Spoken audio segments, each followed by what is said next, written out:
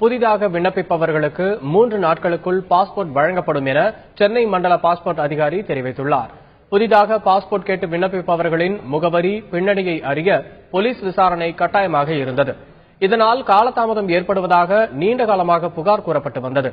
இந்நிலையில் விண்ணப்பித்த 3 தினங்களிலேயே பாஸ்போர்ட் கிடைக்கும் வகையில் விதிகளை தளர்த்தி மத்திய வெளியுறவுத்துறை அமைச்சகம் உத்தரவு பிறப்பித்துள்ளதாக சென்னை மண்டல அதிகாரி பாலமுருகன் தெரிவித்துள்ளார்.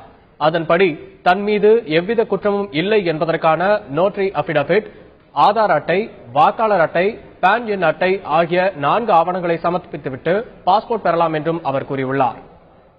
இப்போ ஆதார் கார்டும், ஓட்டர் கார்டும், பேன் கார்டும் கொடுத்தாங்கன்னா அப்ளிகன்ட் அவங்களுக்கு 3 நாளே பாஸ்போர்ட் ஃபர்ஸ்ட் கொடுத்துட்டு அதுக்கப்புறமா தான் போலீஸ் வெரிஃபிகேஷன் போகும். இப்போ இந்த 3 டாக்குமெண்ட் கூட அனக்ஷரைன்னு ஒரு நோட்டரி பத்திரம் கொடுக்கணும்.